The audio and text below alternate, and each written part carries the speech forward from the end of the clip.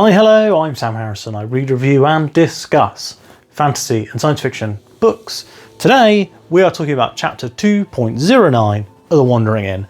This, for those of you who are new, I guess, to this series, is an ongoing series that happens every single Wednesday where I go into a full spoiler discussion and recap. Well, not recap, just a discussion of what happened in this chapter. So usually we'll go along and talk about major events, we'll talk about character changes, growth, and then any world building that we get. So we do have a couple of major events in this one, aka at the end of the chapter, Relk tells us that the inn has exploded, which seems like a pretty major development. We've also got Erin finding a little bit about the previous owner of the inn, and also we've got a little bit of world building in terms of we are introduced to another new character. So this chapter and the previous chapter have felt a bit like Pirate Abbott is trying to grow the world a bit. So, in fact, not just the previous chapter. So we had the maps chapter where Ryoka told Erin about how the world is made up and the political stuff and things like that. Then we had the chapter where Ryoka met Octavia, who was like an alchemist, like potion maker, who was a string person. Then we've also had the like winter sprites stuff, frost fairies, I think I called them by mistake, but winter sprites is I think the accurate name. And then we've also had this chapter where we meet Peslas, who runs an inn in the Drake Quarter of Liscor, which, I mean, both of those things we haven't really been into before. So we've never been into Peslas's inn, obviously, but we've not been into the Drake Quarter. And Erin also gets to see here a advanced high-level innkeeper. So he mentions in the story that he is level 30. And he's like, oh, I'm so high level, I've been doing this for so long. And we're sitting there going like, well, Erin's level 18, you know? So that's quite interesting. I really liked the section in the inn with Peslas, because it gave me a bit of an insight into like, so if you can level in these non-combat classes, so like if you think about like, if any of you guys played Final Fantasy XIV, probably a lot of you have because we're all nerds here. So in Final Fantasy XIV, there's tons of jobs, right? And you have combat jobs like being a gladiator or a bard or a summoner. And then you have non-combat jobs like being a carpenter or a leather worker or chef, you know? And it makes sense in my mind. I'm like, chef, yes, easy leveling, because when you get better at leveling, you get better dishes, you know more recipes, you know you're able to make higher quality versions of the things you made before. But then if you look at something like being an innkeeper, where the skills, I guess, in my mind, I'm like, well, the skill of being an innkeeper goes up to a certain point, and it's like, you know, brewing beer, making food, I guess, serving drinks and having good chats. But then you think about like, actually a level 30 person is incredibly advanced. So we see that Peslas is barely doing anything in his inn. It's incredibly popular. He's able to kind of anticipate the needs of people, and he's able to keep the inn running, and like keep the drinks flowing, keep the people happy. And he's kind of here, there and everywhere. He's gregarious, and maybe even his personality is working against his skills, because he kind of seems like an ass, but in a way that I'm really interested to see more of that character. And maybe that's just that one small character that we only find out about here. He also mentions that the highest level innkeeper on the continent is in First Landing, so more chat about First Landing. Do feel like we'll be going to First Landing at some point. That kind of just feels inevitable with the few times it's been brought up, and it seems to be the capital of this part of the world. So again, interesting. I like that Celis was the one to give Erin this kind of view. So she took her obviously to the Drake Quarter, which is where the inn was, and this inn primarily just serves drakes. It also feels like people kind of know who Erin is, but they don't know. They know of her like abstractly as a concept, but they don't know specifically who she is, which I thought was quite interesting. So like he didn't recognize her and go, "Oh, that's Erin Solstice." He was like, "Oh, are you that human that's an asshole?" And they were like, "Oh no, she's the innkeeper." And he's like, "Oh, brilliant, we love you." But also he didn't seem to like, he didn't go into like, well, Erin killed Skinner, which is like the news, or like the discussion point has been Erin killed Skinner. And that doesn't seem to come up. But maybe that's behind the reason why he likes her. Peslas also tells us about the previous owner of the Wandering Inn and the reason why it was abandoned. So the previous owner had owned the Wandering Inn, and the location is bad. That's why things went bad for him. The location of the Wandering Inn is bad because it's outside of the city. And when the Necromancer army, was raised and was doing stuff, he kind of came a cropper because people didn't want to come to the inn, and then the inn was also dangerous. Erin mentioned, in the rewrite volume 1, and I assume in regular volume 1, Erin found a skeleton in the inn. That skeleton, I believe, is now Torren. I could be wrong. I think we're going to find out, because next week's chapter is like a Torren POV chapter, which I'm insanely excited about. I don't want to go too deep into this, but as you guys know, I love Torren. I think he's weird and fun, and now he's got a giant evil gemstone in his head. I'm really excited to see where Torren goes as a character. Hello, it's picnic time, and I'm here to talk to you about Your Paper Quest. Your Paper Quest is a bookish subscription box that is kindly sponsoring this month of content on the channel.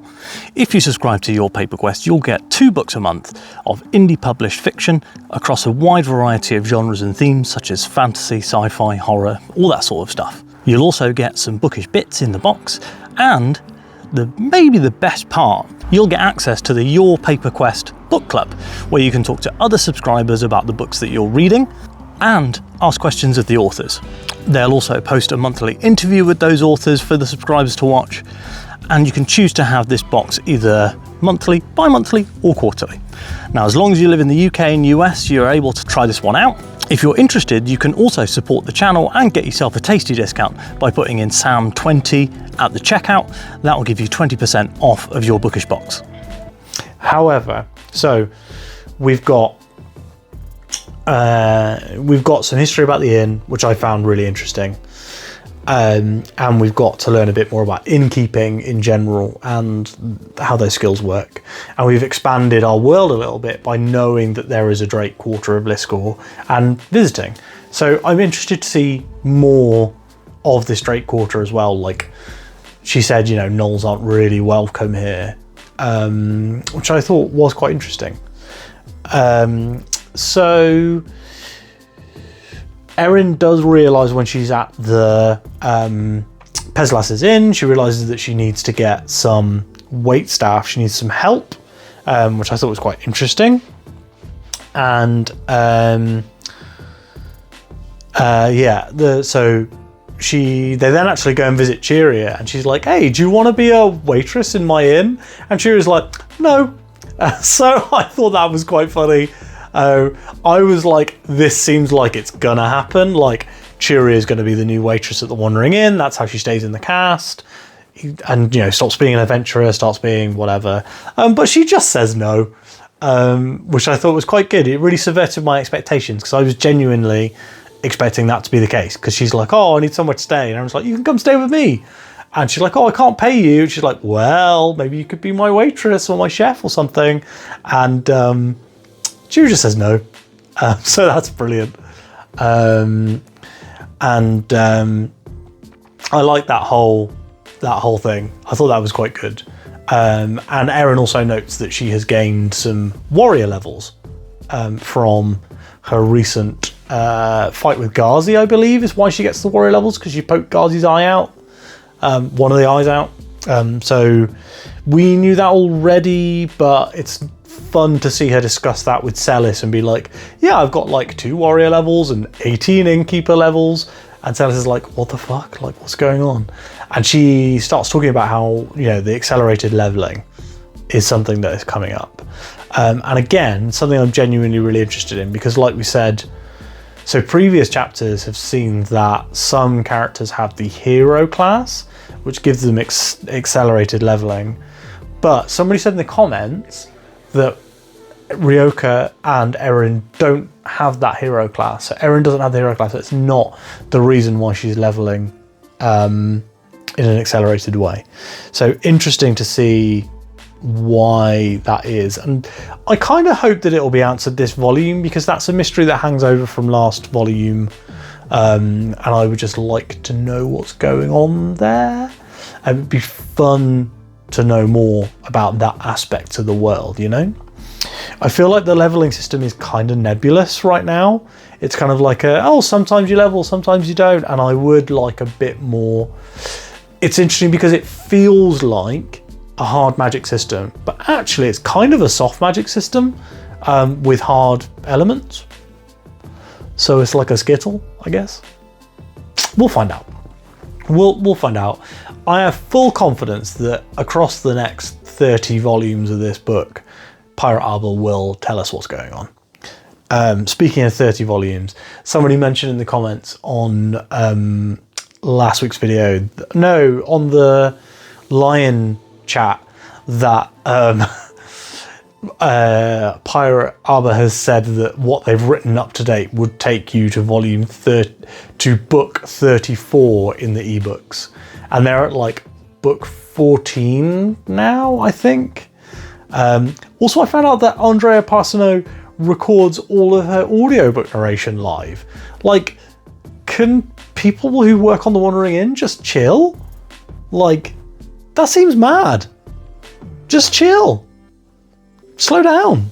You don't have to do things with a live studio audience. Absolutely mad.